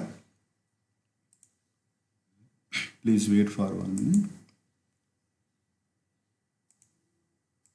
ਕਿਉਂ ਰੱਖਿਆ ਗਿਆ, for the reason that most part of it means modern physics ਦਾ ਬਹੁਤ ਸਾਰਾ ਹਿੱਸਾ ਕਦੋਂ ਡਿਵੈਲਪ ਹੋਇਆ, ਹੁਣੇ ਡਿਵੈਲਪ ਹੋਇਆ, developed after the year 1900, that is in the 20th century। ਹੁਣ 21ਵੀਂ ਸਦੀ 2000 ਤੋਂ ਸ਼ੁਰੂ ਹੋਈ ਹੈ, 2020 ਚੱਲਦਾ, 21ਵੀਂ ਸਦੀ ਦੇ 20 ਸਾਲ ਨਿਕਲ ਗਏ।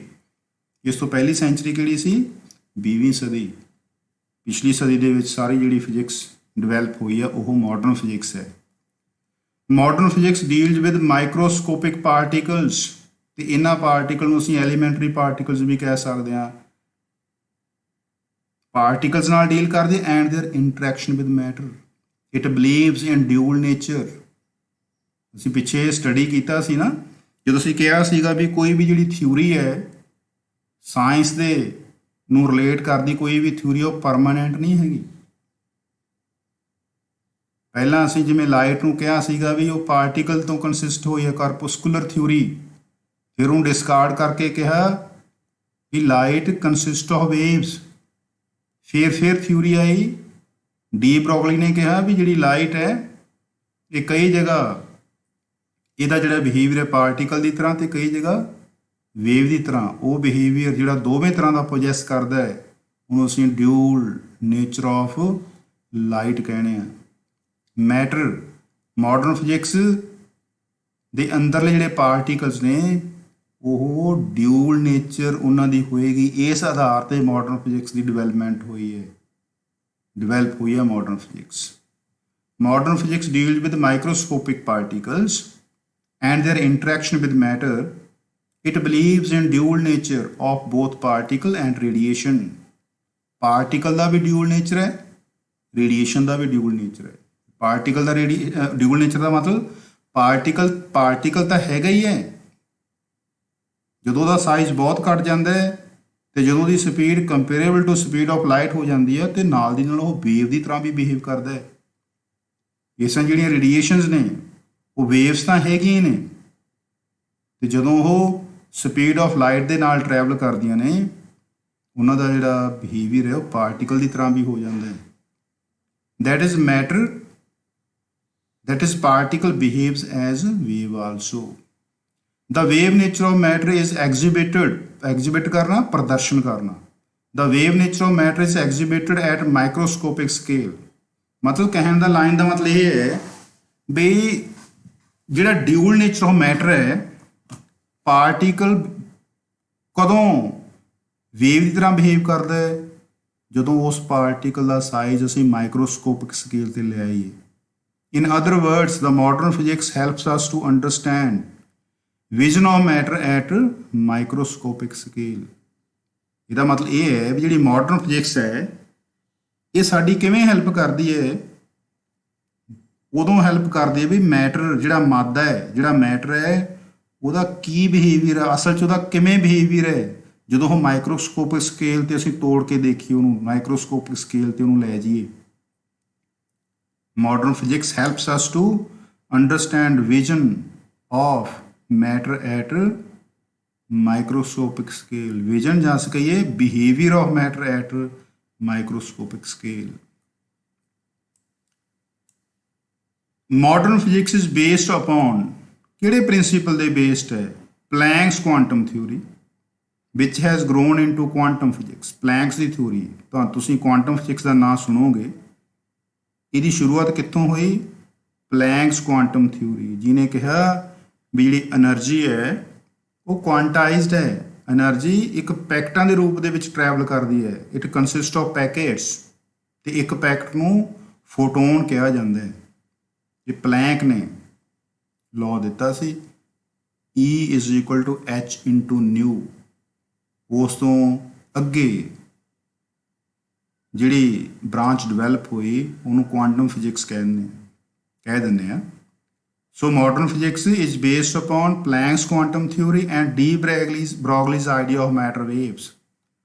Atomic physics, nuclear physics, relativistic physics and quantum physics are branches of modern physics. Modern physics ਦੇ ਵਿੱਚ ਹੋਰ ਕਿਹੜੀਆਂ branches ਨੇ? Atomic physics। ਕਿਉਂ?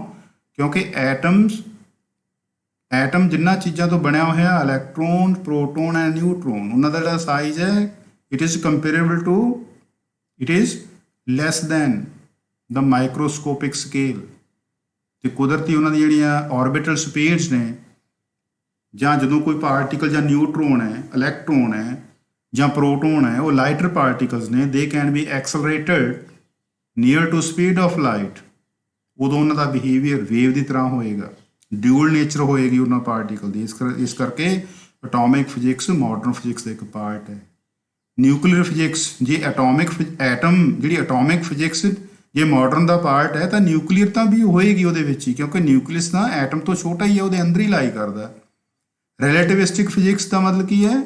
Van we study objects moving at speeds comparable to speed of light, ਉਦੋਂ ਉਹਦਾ behaviour ਜਿਹੜੀ science study ਕਰਦੀ, ਜਿਹੜੀ ਫਿਜ਼ਿਕਸ ਸਟੱਡੀ ਕਰਦੀ ਹੈ, ਇਹਨੂੰ ਅਸੀਂ ਰਿਲੇਟਿਵਿਸਟਿਕ ਫਿਜ਼ਿਕਸ ਕਹਿੰਦੇ ਆ। ਇਹ ਕੰਟਰੀਬਿਊਸ਼ਨ ਕਿੱਥੋਂ ਆਏ? ਆਇਨਸਟਾਈਨਸ ਥਿਊਰੀ ਆਫ ਰਿਲੇਟਿਵਿਟੀ। ਤੁਹਾਨੂੰ ਇਹ ਚੀਜ਼ ਯਾਦ ਰੱਖਣ ਦੀ ਜ਼ਰੂਰਤ ਹੈ ਵੀ ਆਇਨਸਟਾਈਨ ਉਹ ਮਹਾਨ ਇੱਕ ਭੌਤਿਕ ਵਿਗਿਆਨੀ ਹੈ, ਫਿਜ਼ਿਸਟ ਹੈ, ਜਿਹੜਾ ਬਿਲਕੁਲ ਮਾਡਰਨ ਏਜ ਨਾਲ ਸੰਬੰਧ ਰੱਖਦਾ ਹੈ। ਜਸਟ ਹੀ ਡਾਈਡ ਇਨ 1955, 1955 ਦੇ ਵਿੱਚ ਉਹਦੀ ਡੈਥ ਹੋਈ ਹੈ। ਹੁਣ 2020 ਚੱਲਦਾ ਹੈ, ਤਕਰੀਬਨ 45 ਤੇ 65 ਸਾਲ ਪਹਿਲਾਂ ਉਹਦੀ ਡੈਥ ਹੋਈ ਹੈ। ਰਿਲੇਟਿਵਿਸਟਿਕ ਜਿਹੜੀ ਫਿਜ਼ਿਕਸ ਹੈ ਇਹ ਅਲਬਰਟ ਆਇਨਸਟਾਈਨ ਨੇ ਡਿਵੈਲਪ ਕੀਤੀ, ਜਾਂ ਅਸੀਂ ਕਹੀਏ ਉਹਦੀਆਂ ਥਿਊਰੀ ਦੇ ਬੇਸ 'ਤੇ ਡਿਵੈਲਪ ਹੋ ਰਹੀ ਹੈ। ਉਹਦੀਆਂ ਕਿਹੜੀਆਂ ਥਿਊਰੀ ਸੀਗੀਆਂ? Theory of relativity, special theory of relativity ਜਿਹੜੀ 1905 ਦੇ ਵਿੱਚ ਉਹਨੇ ਦਿੱਤੀ, then general theory of relativity 1915 ਦੇ ਵਿੱਚ ਦਿੱਤੀ। ਹੋਰ ਕਿਹੜੀ ਬ੍ਰਾਂਚ? Quantum physics. ਇਹ ਸਾਰੀਆਂ ਬ੍ਰਾਂਚਸ ਨੇ ਜਿਹੜੀਆਂ ਮਾਡਰਨ ਫਿਜ਼ਿਕਸ ਦੀਆਂ ਦਾਇਰੇ 'ਚ ਆਉਂਦੀਆਂ ਨੇ। The scope of modern physics was widened with the concept of relativity introduced by Einstein। ਕਿਹੜੀਆਂ ਸੀ ਹੁਣੇ ਦੱਸਿਆ? Special theory of relativity was introduced in 1905 and general theory of relativity introduced in 1915।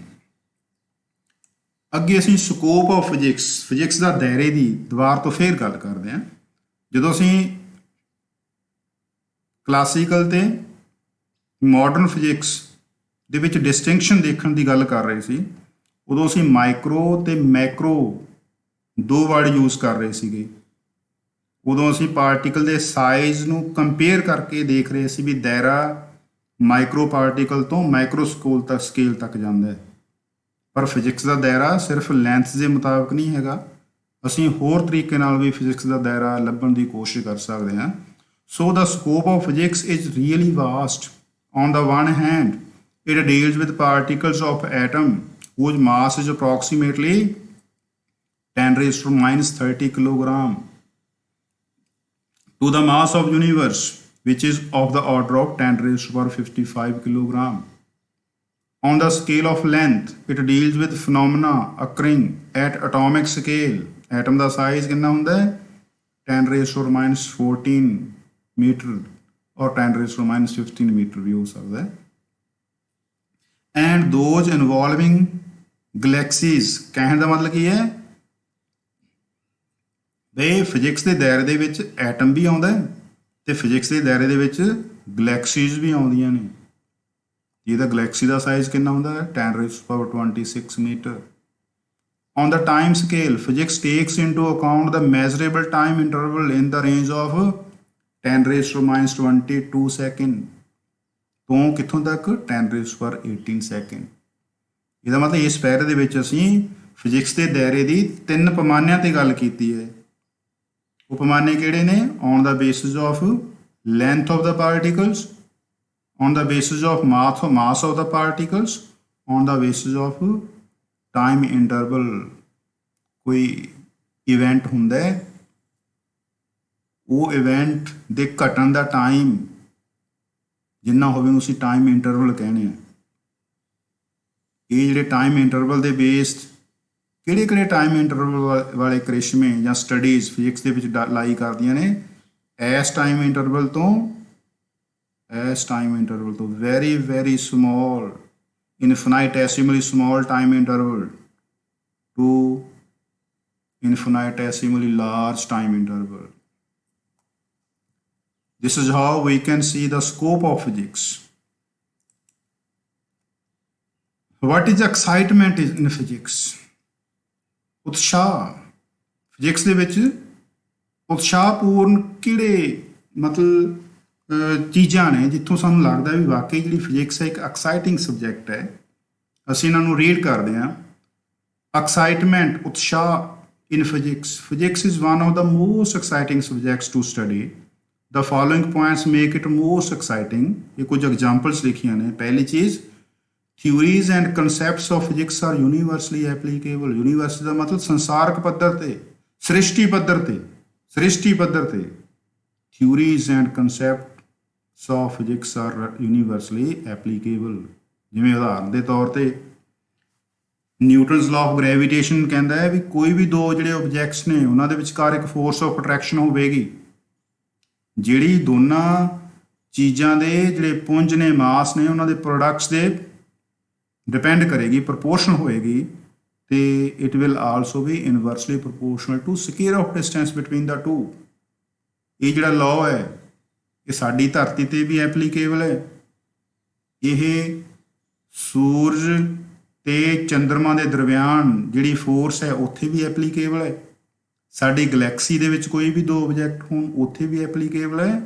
ਕਿਸੇ ਦੂਸਰੀ ਗਲੈਕਸੀ ਦੇ ਅੰਦਰ ਕੋਈ ਦੋ ਆਬਜੈਕਟ ਹੋਣ ਉਹਨਾਂ ਦੇ ਲਈ ਵੀ ਇਹ ਐਪਲੀਕੇਬਲ ਹੈ. ਦੇਅਰਫੋਰ ਫਿਜ਼ਿਕਸ ਦੀਆਂ ਜਿਹੜੀਆਂ ਥਿਊਰੀਜ਼ ਨੇ ਤੇ ਜਿਹੜੀਆਂ ਧਾਰਨਾਵਾਂ ਨੇ, ਕਨਸੈਪਟਸ ਨੇ, ਦੇ ਆਰ ਯੂਨੀਵਰਸਲੀ ਦਾ ਮਤਲਬ ਯੂਨੀਵਰਸ ਲੈਵਲ ਤੇ, ਸ੍ਰਿਸ਼ਟੀ ਦੇ ਪੱਧਰ ਤੇ ਐਪਲੀਕੇਬਲ ਨੇ, ਸਹੀ ਨੇ. ਅਗਲਾ ਪੁਆਇੰਟ, ਕੌਣ ਐਕਸਾਈਟਿੰਗ ਕਿਵੇਂ ਬਣਦਾ? Forecasting of ਐਕਲਿਪਸਿਸ. ਫੋਰਕਾਸਟ ਕਰਨਾ, ਕਿਸੇ ਚੀਜ਼ ਦੇ ਘਟਣ ਤੋਂ ਪਹਿਲਾਂ ਹੀ ਦੱਸ ਦੇਣਾ. ਜਿਵੇਂ ਸਾਨੂੰ ਮੌਸਮ ਦਾ ਹਾਲ ਪਹਿਲਾਂ ਹੀ ਦੱਸ ਦਿੰਦੇ ਹੁੰਦੇ ਆ, ਅਸੀਂ ਆਪਣੇ ਮੋਬਾਈਲ ਦੇ ਵਿੱਚ ਦੇਖ ਲੈਂਦੇ ਹਾਂ ਵੀ ਕੱਲ੍ਹ ਨੂੰ ਮੀਂਹ ਪਏਗਾ ਜਾਂ ਬਦਲਵਾਈ ਹੋਏਗੀ ਜਾਂ ਨਹੀਂ. ਉਹ ਫੋਰਕਾਸਟਿੰਗ ਹੈ. ਫੋਰਕਾਸਟਿੰਗ ਕਿਸੇ ਚੀਜ਼ ਦੇ ਹੋਣ ਤੋਂ ਪਹਿਲਾਂ ਹੀ ਪਤਾ ਲਾ ਲੈਣਾ. ਫੋਰਕਾਸਟਿੰਗ ਆਫ ਐਕਲਿਪਸਿਸ, ਤੁਹਾਨੂੰ ਯਾਦ ਹੋਏਗਾ ਸਾਨੂੰ ਪਹਿਲਾਂ ਹੀ ਅਖਬਾਰਾਂ 'ਚ ਪਤਾ ਲੱਗ ਜਾਂਦਾ ਜਾਂ ਆਪਣੇ ਟੈਲੀਵਿਜ਼ਨ 'ਤੇ ਪਤਾ ਲੱਗ ਜਾਂਦਾ ਹੈ ਵੀ ਐਕਲਿਪਸਿਸ ਕਦੋਂ ਲੱਗਣੇ ਨੇ, ਕਿੰਨੇ ਸਮੇਂ ਦੇ ਲੱਗਣੇ ਨੇ. ਐਕਲਿਪਸ ਨੂੰ ਅਸੀਂ ਗ੍ਰਹਿਣ ਕਹਿੰਦੇ ਹਾਂ. ਚੰਦਰਮਾ ਗ੍ਰਹਿਣ, ਲੂਨਰ ਐਕਲਿਪਸ, ਜਾਂ ਫਿਰ ਸੂਰਜ ਦੇ ਗ੍ਰਹਿਣ ਨੂੰ ਅਸੀਂ ਸੋਲਰ ਐਕਲਿਪਸ ਕਹਿੰਦੇ ਹਾਂ. ਲੱਗਣ ਤੋਂ ਪਹਿਲਾਂ ਹੀ ਸਾਨੂੰ ਪਤਾ ਲੱਗ ਜਾਂਦਾ. ਅਸੀਂ ਬੜੇ ਹੈਰਾਨ ਹੁੰਦੇ ਹਾਂ ਵੀ ਕਿਵੇਂ ਪਤਾ ਲੱਗ ਜਾਂਦਾ ਹੈ ਵੀ ਕੱਲ੍ਹ ਜਾਂ ਪਰਸੋਂ ਨੂੰ ਐਕਲਿਪਸ ਲੱਗਣਾ ਹੈ, ਕਿੰਨੇ ਸਮੇਂ ਦਾ ਲੱਗਣਾ, ਕਿੰਨਾ ਵੱਡਾ ਲੱਗਣਾ ਹੈ. ਇਹ ਸਾਨੂੰ ਅਚੰਭਿਤ ਕਰਦੀਆਂ ਨੇ, ਐਕਸਾਈਟ ਕਰਦੀਆਂ ਨੇ. ਸਾਨੂੰ ਜਦੋਂ ਪਤਾ ਲੱਗਦਾ ਵੀ ਯਾਰ ਫਿਜ਼ਿਕਸ ਇਹ ਚੀਜ਼ਾਂ ਬਾਰੇ ਪਤਾ ਲਾਉਂਦੀ ਹੈ ਤਾਂ ਡੈਫੀਨੇਟਲੀ ਇਹ ਸਾਡੇ 'ਚ ਇੱਕ ਐਕਸਾਈਟਮੈਂਟ ਪੈਦਾ ਕਰਦੀ ਹੈ. ਕਿਹਦੇ ਲਈ? ਫਿਜ਼ਿਕਸ ਬਾਰੇ, ਫਿਜ਼ਿਕਸ ਵਿਸ਼ੇ ਬਾਰੇ। ਹੋਰ ਕਿਹੜੀ ਚੀਜ਼ ਐਕਸਾਈਟ ਕਰਦੀ ਹੈ? Live telecast of matches from thousands of miles, ਹਜ਼ਾਰਾਂ ਕਿਲੋਮੀਟਰ ਜਾਂ ਮਾਈਲਸ ਦੂਰ ਕੋਈ ਟੂਰਨਾਮੈਂਟ ਹੋ ਰਿਹਾ, ਕੋਈ ਇਵੈਂਟ ਹੋ ਰਹੀ ਹੈ, ਉਸੇ ਵੇਲੇ ਸਾਨੂੰ ਤਾਂ ਸਿੱਧਾ ਪ੍ਰਸਾਰਣ ਦੇਖਣ ਨੂੰ ਮਿਲਦਾ, ਫਿਰ ਵੀ ਸਾਨੂੰ ਬੜਾ ਅਚੰਭਤ ਹੁੰਦੇ ਹਾਂ। Mobile phones for personal and commercial use, ਕਿਵੇਂ ਅਸੀਂ ਮਿੰਟਾਂ ਸਕਿੰਟਾਂ ਦੇ ਵਿੱਚ ਇੱਕ ਦੂਜੇ ਨਾਲ ਕਨੈਕਟ ਹੋ ਜਾਂਦੇ ਹਾਂ। ਟਵਿਨ ਪੈਰਾਡੌਕਸ ਤੁਸੀਂ ਅਗਲੇ ਕਲਾਸ ਦੇ ਵਿੱਚ ਪੜ੍ਹੋਗੇ। ਇਹ ਸਪੈਸ਼ਲ ਥਿਊਰੀ ਆਫ ਰਿਲੇਟਿਵਿਟੀ ਦੀ ਇੱਕ ਆਫਸ਼ੂਟ ਹੈ, ਉੱਥੋਂ ਇੱਕ ਟਵਿਨ ਪੈਰਾਡੌਕਸ ਦਾ ਇੱਕ ਕੰਸੈਪਟ ਨਿਕਲਿਆ। ਇਹਦਾ ਮਤਲਬ ਕੀ ਹੁੰਦਾ ਮੋਟੇ ਤੌਰ ਤੇ? ਜੁੜਵਿਆਂ, ਦੋ ਜੁੜਵੇਂ ਭਰਾਵਾਂ ਜਾਂ ਭੈਣਾਂ ਜਾਂ ਭੈਣ ਭਰਾਵਾਂ ਵਿੱਚੋਂ ਇੱਕ ਬਾਰੇ ਦੂਜੇ ਤੋਂ ਵੱਡਾ ਜਾਂ ਛੋਟਾ ਹੋਣ ਦਾ ਭਰਮ ਪੈਦਾ ਹੋ ਜਾਣਾ, ਭੰਬਲ ਭੂਸਾ ਪੈਦਾ ਹੋ ਜਾਣਾ। ਇੱਕ ਨੂੰ ਲੱਗਦਾ ਹੈ ਕਿ ਉਹ ਦੂਜੇ ਤੋਂ ਛੋਟਾ ਹੈ, ਜਦੋਂ ਉਹ ਇੱਕ ਉਸ ਫਰੇਮ ਦੇ ਵਿੱਚ ਟਰੈਵਲ ਕਰਦਾ ਹੈ ਜਿਹਦੀ ਜਿਹੜੀ ਸਪੀਡ ਹੈ it is comparable to speed of light. ਤੇ ਜਦੋਂ ਉਹ ਟ੍ਰਿਪ ਲਾ ਕੇ ਆਉਂਦਾ ਹੈ, ਘੁੰਮ ਕੇ ਆਉਂਦਾ ਹੈ, ਉਹ ਆਪਣੇ ਆਪ ਨੂੰ ਦੂਜੇ ਤੋਂ ਛੋਟਾ ਪਾਉਂਦਾ, ਮੈਂ ਛੋਟਾ। ਇਹਨੂੰ ਅਸੀਂ ਟਵਿਨ ਪੈਰਾਡੌਕਸ ਕਹਿੰਦੇ ਆ। ਇਹਦਾ ਆਨਸਰ ਫਿਜ਼ਿਕਸ ਕੋਲ ਹੈ। Therefore, it is another area which excites the brain of learner towards physics.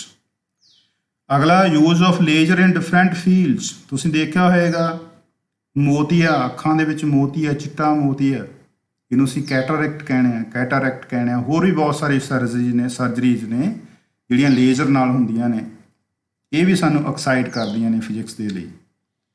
Space exploration like journey to moon and nearby planets. ਜਦੋਂ ਤੋਂ ਸਾਇੰਸ ਗਰੋ ਕਰਨੀ ਸ਼ੁਰੂ ਕੀਤੀ ਹੈ ਤਾਂ ਮਨੁੱਖ ਦੀ ਇੱਕ ਅੰਦਰ ਇੱਛਾ ਹੁੰਦੀ ਹੈ ਵੀ ਵੱਧ ਤੋਂ ਵੱਧ ਸਪੇਸ ਦੇ ਅੰਦਰ ਜਿਹੜੀਆਂ ਚੀਜ਼ਾਂ ਨੂੰ ਉਹਨੂੰ ਐਕਸਪਲੋਰ ਕੀਤਾ ਜਾਵੇ, ਲੋਕਾਂ ਸਾਹਮਣੇ ਲਿਆਂਦਾ ਜਾਵੇ। ਇਸ ਲਈ ਤੁਸੀਂ ਦੇਖਿਆ ਹੋਊਗਾ ਜਿਹੜੇ ਅਲੱਗ-ਅਲੱਗ ਕੰਟਰੀਜ਼ ਨੇ ਆਪਣੇ ਮਿਸ਼ਨ ਕੱਢਦੀਆਂ ਨੇ, ਨਿਰਧਾਰਤ ਕਰਦੀਆਂ ਨੇ ਵੀ ਮੂਨ 'ਤੇ ਜਾਣ ਦਾ ਮਿਸ਼ਨ ਹੈ ਜਾਂ ਕਿਸੇ ਹੋਰ ਪਲੈਨਟ 'ਤੇ ਜਾਣ ਦਾ ਮਿਸ਼ਨ ਹੈ। ਅਸੀਂ ਉੱਥੇ ਵੀ ਬੜੇ ਹੈਰਾਨ ਹੁੰਦੇ ਹਾਂ, ਸਾਡੇ 'ਚ ਬੜੀ ਉਤਸੁਕਤਾ ਪੈਦਾ ਹੁੰਦੀ ਹੈ ਵੀ ਬੰਦਾ ਇੱਕ ਰਾਕਟ ਦੇ ਵਿੱਚ, ਇੱਕ ਇੰਡੀਵਿਜੂਅਲ ਇੱਕ ਰਾਕਟ ਦੇ ਵਿੱਚ ਬੈਠ ਕੇ, ਇੱਕ ਸਪੇਸ ਸ਼ਟਲ ਦੇ ਵਿੱਚ ਬੈਠ ਕੇ ਮੂਨ 'ਤੇ ਜਾਂਦਾ ਜਾਂ ਕਿਸੇ ਪਲੈਨਟ 'ਤੇ ਜਾਂਦਾ ਹੈ। ਇਸੇ ਤਰ੍ਹਾਂ ਹੀ ਕੰਟਰੋਲ ਆਫ ਸਪੇਸ ਵੋਇਜ। ਵੋਇਜ ਹੁੰਦੀ ਹੈ ਇੱਕ ਲੰਬੀ ਜਰਨੀ, ਬਹੁਤ ਲੰਬੀ ਜਰਨੀ। ਤੁਸੀਂ ਲੈਂਡ 'ਤੇ ਵੀ ਜਾ ਸਕਦੇ ਹੋ, ਪਾਣੀ 'ਚ ਵੀ, ਏਅਰ ਵੋਇਜ ਵੀ ਹੋ ਸਕਦਾ ਹੈ, ਸਪੇਸ ਵੋਇਜ ਵੀ ਹੋ ਸਕਦਾ। ਸਪੇਸ ਜਰਨੀ ਜਿਹੜੀ ਬਹੁਤ ਲੰਬੀ ਹੋਵੇ, ਲੌਂਗ ਸਪੇਸ ਜਰਨੀ ਨੂੰ ਅਸੀਂ ਸਪੇਸ ਵੋਇਜ ਕਹਿੰਦੇ ਹਾਂ। ਕੰਟਰੋਲ ਆਫ ਸਪੇਸ ਵੋਇਜ ਫਰੋਮ ਅਰਥ। ਤੁਸੀਂ ਦੇਖਿਆ ਹੋਊਗਾ ਵੀ ਰਾਕਟਸ ਨੂੰ ਅਸੀਂ, ਜਿਹੜੇ ਸਾਇੰਸਿਸਟ ਨੇ, ਧਰਤੀ 'ਤੇ ਬਣੀਆਂ ਲੈਬਸ ਰਾਹੀਂ ਰਿਮੋਟ ਕੰਟਰੋਲ ਰਾਹੀਂ ਉਹਨਾਂ ਨੂੰ ਡਾਇਰੈਕਟ ਕਰਦੇ ਆ, ਮੈਸੇਜ ਭੇਜਦੇ ਆ, ਉਹਨੂੰ ਕੰਟਰੋਲ ਕਰਦੇ ਆ। ਰੋਬੋਟਸ ਬਾਰੇ ਸੁਣਿਆ, ਇਹ ਵੀ ਸਾਡੇ 'ਚ ਉਤਸੁਕਤਾ ਪੈਦਾ ਕਰਦੇ ਆ। Generation of electricity by solar panels. ਹੁਣ ਤੱਕ ਤਾਂ ਅਸੀਂ ਜਾਣਦੇ ਸੀਗੇ ਵੀ ਜਾਂ ਤਾਂ ਕੋਲੇ ਨਾਲ ਬਿਜਲੀ ਬਣਦੀ ਹੈ ਜਾਂ ਹਾਈਡਰੋ ਇਲੈਕਟ੍ਰਿਕ ਸਟੇਸ਼ਨਸ ਨੇ, ਪਰ ਪਿੱਛੇ ਕੁਝ ਸਾਲਾਂ ਤੋਂ ਜਿਹੜੇ ਸੋਲਰ ਪੈਨਲਸ ਨੇ, ਸੋਲਰ એનર્ਜੀ ਜਿਹੜੀ ਹੈ, ਸੂਰਜ ਦੀ ਜਿਹੜੀ એનર્ਜੀ ਹੈ, ਰੇਡੀਏਸ਼ਨਸ ਨੇ, they are used to generate electricity. ਹੁਣ ਤਾਂ ਸਾਡੇ ਖੇਤਾਂ ਦੇ ਵਿੱਚ ਮੋਟਰਾਂ ਵੀ ਸੋਲਰ ਪੈਨਲਸ ਰਾਹੀਂ ਚੱਲਣ ਵਾਲੀਆਂ ਸਾਡੇ ਇੰਸਟਾਲ ਹੋ ਰਹੀਆਂ ਨੇ। Study of various types of forces in nature, ਇਹ ਵੀ ਉਤਸੁਕਤਾ ਪੈਦਾ ਕਰਦੀਆਂ ਨੇ। ਜਦੋਂ ਨਿਊਟਨ ਨੇ ਦੇਖਿਆ ਬਈ ਸੇਬ ਦੇ ਦਰਖਤ ਤੋਂ ਇੱਕ ਸੇਬ ਟੁੱਟਿਆ ਤਾਂ ਧਰਤੀ ਵੱਲ ਨੂੰ ਆਇਆ, ਤਾਂ ਇਹਨੂੰ ਆਬਜ਼ਰਵੇਸ਼ਨ ਨੂੰ ਇਹਨੇ ਸਟੱਡੀ ਕੀਤਾ ਤੇ ਆਪਣਾ ਲਾਅ ਦਿੱਤਾ, ਨਿਊਟਨਸ ਲਾਅ ਆਫ ਗ੍ਰੈਵਿਟੇਸ਼ਨ। ਕੁਝ ਫੋਰਸਿਸ ਨੇ ਕੁਦਰਤ ਦੇ ਵਿੱਚ, ਉਹਨਾਂ ਨੂੰ ਜਾਣ ਕੇ ਸਾਡੇ 'ਚ ਇੱਕ ਉਤਸ਼ਾਹ ਪੈਦਾ ਹੁੰਦਾ। This is another area which raises excitement towards physics. So there are only a few cases which present excitement in physics. There are only, these are only a few. ਇਹ ਜਿਹੜੇ ਆਪਾਂ, ਇਹਦਾ ਮਤਲਬ ਇਹ ਹੈ ਵੀ ਆਹ ਜਿਹੜੀਆਂ ਚੀਜ਼ਾਂ ਅਸੀਂ ਡਿਸਕਸ ਕੀਤੀਆਂ ਨੇ, ਇਹ ਕੁਝ ਕੁ ਨੇ, ਹੋਰ ਬਹੁਤ ਸਾਰੀਆਂ ਨੇ ਜਿਨ੍ਹਾਂ ਤੋਂ ਅਸੀਂ ਦੇਖ ਕੇ ਸਾਨੂੰ ਪਤਾ ਲੱਗੇਗਾ ਵੀ ਵਾਕਈ ਫਿਜ਼ਿਕਸ ਬੜਾ ਐਕਸਾਈਟਿੰਗ ਸਬਜੈਕਟ ਹੈ। ਫਿਜ਼ਿਕਸ ਦਾ ਦੂਸਰੇ ਜਿਹੜੀਆਂ ਸਾਇੰਸਿਸ ਦੇ ਨਾਲ ਹੋਰ ਜਿਹੜੇ ਵਿਗਿਆਨ ਦੀਆਂ ਬ੍ਰਾਂਚਾਂ ਨੇ ਉਹਨਾਂ ਦੇ ਕੀ ਰਿਲੇਸ਼ਨ ਹੈ, ਅਸੀਂ ਡਿਸਕਸ ਕਰਦੇ ਹਾਂ। Physics in relation to other sciences. We know physics is the study about various natural phenomena, and it has played a key role in the growth and development of many other branches of science. ਇਹਨੇ ਜਿਹੜੀਆਂ ਦੂਜੀਆਂ ਜਿਹੜੀਆਂ science ਦੀਆਂ ਬ੍ਰਾਂਚਾਂ ਨੇ ਉਹਨਾਂ ਨੂੰ grow ਕਰਨ ਲਈ ਤੇ ਉਹਨਾਂ ਦੀ ਡਿਵੈਲਪਮੈਂਟ ਕਰਨ ਦੇ ਵਿੱਚ ਇਹਦਾ ਬੜਾ ਵੱਡਾ ਯੋਗਦਾਨ ਹੈ। Let us discuss its contribution in the following cases. ਪਹਿਲਾ ਇਹਦਾ ਰਿਲੇਸ਼ਨ ਕੈਮਿਸਟਰੀ ਨਾਲ ਪੜ੍ਹਦੇ ਹਾਂ। Physics in relation to chemistry. Physics contributed in the development of chemistry through the study of structure of atom, study of radioactivity, X-ray diffraction. X-ray diffraction ਦੇ ਨਾਲ ਸਾਨੂੰ ਕਿਸੇ element ਦੇ ਅੰਦਰਲੇ ਤਾਣੇ ਬਾਣੇ ਦਾ ਪਤਾ ਲੱਗਦਾ ਹੈ। ਰੇਡੀਓ ਐਕਟੀਵਿਟੀ ਦੇ ਨਾਲ ਸਾਡੇ ਕੋਲੇ ਗੈਮਾ ਰੇਡੀਏਸ਼ਨਸ ਬਣਦੀਆਂ ਨੇ, ਅਲਫਾ ਪਾਰਟੀਕਲ ਇਮਿਟ ਹੁੰਦੇ ਨੇ, ਬੀਟਾ ਰੇਡੀਏਸ਼ਨਸ ਬਣਦੀਆਂ ਨੇ, ਇਲੈਕਟ੍ਰੋਨ ਨਿਕਲਦੇ ਆ ਜਿਨ੍ਹਾਂ ਨੂੰ ਅਸੀਂ ਸਪੀਡ ਅਪ ਕਰਕੇ ਅਸੀਂ ਆਰਟੀਫੀਸ਼ੀਅਲ ਰੇਡੀਓ ਐਕਟੀਵਿਟੀ ਕਰਦੇ ਹਾਂ ਤੇ ਨਵੇਂ ਐਲੀਮੈਂਟ ਤਿਆਰ ਹੁੰਦੇ ਨੇ। ਇਹ ਸਾਰੀ ਜਿਹੜੀ ਡਿਸਕਸ਼ਨ ਹੈ, ਜਿਹੜੀ ਸਟੱਡੀ ਹੈ, ਕੈਮਿਸਟਰੀ ਦੇ ਦਾਇਰੇ 'ਚ ਆਉਂਦੀ ਹੈ। ਪਰ ਹੈਲਪ ਕਿੱਥੋਂ ਹੋਈ? ਸਟਰਕਚਰ ਆਫ ਐਟਮ ਨੂੰ ਜਾਣ ਕੇ। ਕਿਹਨੇ ਦਿੱਤੇ? ਫਿਜ਼ਿਸਟ ਨੇ ਦਿੱਤੇ, ਫਿਜ਼ਿਕਸ ਵਿਗਿਆਨੀਆਂ ਨੇ ਦਿੱਤੇ। Study of radioactivity, X-ray diffraction. Then physics in relation to mathematics. Mathematics has proved itself to be a powerful tool to express theories of physics in mathematical form. ਤਾਂ ਮੈਥ ਤਾਂ ਜਿਹੜਾ ਹੈਗਾ it is inseparable from physics. Math ਦੇ ਰਾਹੀਂ ਬਹੁਤ ਸਾਰੇ relation physics ਦੇ ਅੰਦਰ ਅਸੀਂ ਜਦੋਂ ਡਰਾਈਵ ਕਰਦੇ ਹਾਂ, ਉਹਨਾਂ ਦੀ ਫਿਜ਼ੀਕਲ ਇੰਟਰਪ੍ਰੀਟੇਸ਼ਨ ਸਾਨੂੰ ਬੜੇ ਇੰਪੋਰਟੈਂਟ ਜਿਹੜੇ ਕੁਝ ਟੌਪਿਕਸ ਨੇ ਜਿਨ੍ਹਾਂ ਦੀ ਜਾਣਕਾਰੀ ਦਿੰਦੀ ਹੈ। ਪ੍ਰੈਡਿਕਸ਼ਨਸ ਮੈਥਮੈਟਿਕਲ ਰਿਲੇਸ਼ਨ ਤੋਂ ਹੁੰਦੀਆਂ ਨੇ। Many predictions could be made on the basis of these mathematical expressions. ਤੁਹਾਨੂੰ ਅਗਲੀਆਂ ਕਲਾਸਾਂ ਦੇ ਵਿੱਚ ਜਾ ਕੇ ਇਹਨਾਂ ਚੀਜ਼ਾਂ ਦਾ ਪਤਾ ਲੱਗੇਗਾ। Physics in relation to biological sciences. ਇਹਦੇ ਵਿੱਚ ਕੀ ਹੈ? ਜਿਹੜੀਆਂ ਐਕਸ-ਰੇਜ਼ ਨੇ, ਆਪਟੀਕਲ ਮਾਈਕਰੋਸਕੋਪ ਹੈ, ਇਲੈਕਟ੍ਰੋਨ ਮਾਈਕਰੋਸਕੋਪ ਹੈ, ਜਿਹੜੀਆਂ ਫਿਜ਼ਿਕਸ ਨੇ ਡਿਵੈਲਪ ਕੀਤੀਆਂ ਸੀ, ਇਹਦੇ ਰਾਹੀਂ ਬੜੀਆਂ ਐਕਸਟੈਂਸਿਵਲੀ ਬੜੇ ਵੱਡੀ ਸਕੇਲ 'ਤੇ ਯੂਜ਼ ਕੀਤੀਆਂ ਜਾਂਦੀਆਂ ਨੇ। ਇਹਨਾਂ ਵਿਸ਼ਿਆਂ 'ਚ biological sciences in the study of biological samples. Biological ਕਿਹੜੇ ਸੈਂਪਲਸ ਨੇ? ਜਿਹਨਾਂ ਨੂੰ ਬਨਸਪਤੀ ਵਿਗਿਆਨ ਜਿਵੇਂ ਪੱਤੀਆਂ, ਫੁੱਲ ਆਦਿ। Then physics in relation to astronomy. It is giant astronomical telescope. Giant ਦਾ ਮਤਲਬ ਨਾ ਬਹੁਤ ਵੱਡੀ ਵਿਸ਼ਾਲ ਸਾਈਜ਼ ਦੀ।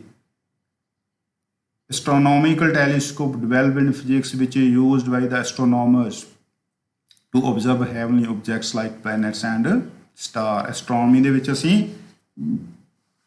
ਸਪੇਸ ਦੇ ਅੰਦਰਲੇ ਜਿਹੜੇ ਤਾਰੇ ਆ, ਸਟਾਰਸ ਨੇ, ਐਸਟਰੋਨੋਮਰ ਕੀ ਸਟੱਡੀ ਕਰਦੇ ਆ? ਜਿਹੜੇ ਤਾਰਾ ਵਿਗਿਆਨੀ ਨੂੰ ਅਸੀਂ ਐਸਟਰੋਨੋਮਰਸ ਕਹਿੰਦੇ ਆ। ਇਸੇ ਤਰ੍ਹਾਂ ਹੀ physics in relation to medical science. The various tools of investigation like X-ray, CT scan, MRI, ultrasound scans, blood pressure measurement, etc. ਇਸ ਤਰ੍ਹਾਂ ਦੀਆਂ ਹੋਰ ਇੰਸਟਰੂਮੈਂਟਸ ਜਿਹੜੀਆਂ ਨੇ ਇਹ ਕਿੱਥੋਂ ਬਣੀਆਂ ਨੇ? Are the outcome of result of application of physics theories and concepts. ਇਹ ਜਿਹੜੀਆਂ ਅਸੀਂ ਐਕਸ-ਰੇ ਬਾਰੇ ਤੁਸੀਂ ਸੁਣਿਆ ਹੋਏਗਾ ਵੀ ਅਸੀਂ ਐਕਸ-ਰੇ ਕਰਵਾਇਆ, CT ਸਕੈਨ, ਮੈਗਨੈਟਿਕ ਰੈਜੋਨੈਂਸ ਇਮੇਜਿੰਗ, ਅਲਟਰਾਸਾਊਂਡਸ ਕਰਵਾਉਂਦੇ ਆ ਪੇਸ਼ੈਂਟ, ਜਾਂ ਬਲੱਡ ਪ੍ਰੈਸ਼ਰ ਮੈਜਰਮੈਂਟ ਹੁੰਦੀ ਹੈ। ਇਹ ਸਾਰੇ ਇੰਸਟਰੂਮੈਂਟਸ ਕਿੱਥੋਂ ਬਣੀਆਂ ਨੇ? From the theories and concepts of physics. Diagnostic. ਅਸੀਂ ਬਿਮਾਰ ਹੋ ਜਾਂਦੇ ਹਾਂ, ਡਾਕਟਰ ਕੋਲੇ ਜਾਂਦੇ ਹਾਂ, ਸਭ ਤੋਂ ਪਹਿਲਾਂ ਉਹ ਸਾਡੀ ਬਿਮਾਰੀ ਦਾ ਪਤਾ ਲਾਉਣ ਦੀ ਕੋਸ਼ਿਸ਼ ਕਰਦਾ ਹੈ। ਰੋਗ ਦਾ ਪਤਾ ਲਗਾਉਣ ਨੂੰ ਡਾਇਗਨੋਸਟਿਕ ਕਹਿੰਦੇ ਆ, ਪ੍ਰਕਿਰਿਆ ਹੈ। ਰੋਗ ਦਾ ਪਤਾ ਲਾਉਣ ਦੀ ਪ੍ਰਕਿਰਿਆ ਨੂੰ ਦਵਾਈ ਦੇਣ ਤੋਂ ਪਹਿਲਾਂ ਸਾਨੂੰ ਦੇਖਦਾ ਵੀ ਅਸਲ 'ਚ ਬਿਮਾਰੀ ਕੀ ਹੈ। ਦ diagnostic exercise is based on the results of these investigations. Dear students, ਅਸੀਂ ਇੱਥੇ ਹੀ ਆਪਣੇ ਲੈਕਚਰ ਨੂੰ ਵਿਰਾਮ ਦਿੰਦੇ ਹਾਂ ਤੇ ਨੈਕਸਟ ਲੈਕਚਰ ਦੇ ਵਿੱਚ ਅਸੀਂ ਸ਼ੁਰੂ ਕਰਾਂਗੇ ਫਿਜ਼ਿਕਸ ਦੀ ਸਮਾਜ ਨੂੰ ਕੀ ਦੇਣ ਹੈ, contribution of physics to the society. With this I hope you might have enjoyed this lecture. ਤੁਹਾਨੂੰ ਫਿਜ਼ਿਕਸ ਦੀ ਦੀ ਜਿਹੜੀ ਰੈਲੇਵੈਂਸ ਹੈ, ਮਹੱਤਤਾ ਸਾਡੀ ਜ਼ਿੰਦਗੀ ਦੇ ਵਿੱਚ ਪਤਾ ਲੱਗੇਗਾ, ਤੁਹਾਡੀ ਇੱਕ ਰੁਚੀ ਬਣੇਗੀ ਇਸ ਫਿਜ਼ਿਕਸ ਨੂੰ ਦੇ ਵਿਸ਼ੇ ਨੂੰ ਪੜ੍ਹਨ ਦੀ। ਸੋ ਇਸ ਜਿਹੜਾ ਲੈਕਚਰ ਹੈ ਇਹਨੂੰ ਧਿਆਨ ਨਾਲ ਪੜ੍ਹਨਾ। ਕੋਈ ਵੀ ਜਿਹੜਾ ਸਵਾਲ ਹੈ ਉਹਨੂੰ ਤੁਸੀਂ ਨੋਟ ਕਰਕੇ ਮੇਰੇ ਧਿਆਨ 'ਚ ਲਿਆਉਣਾ। We can discuss those queries. Thank you once again.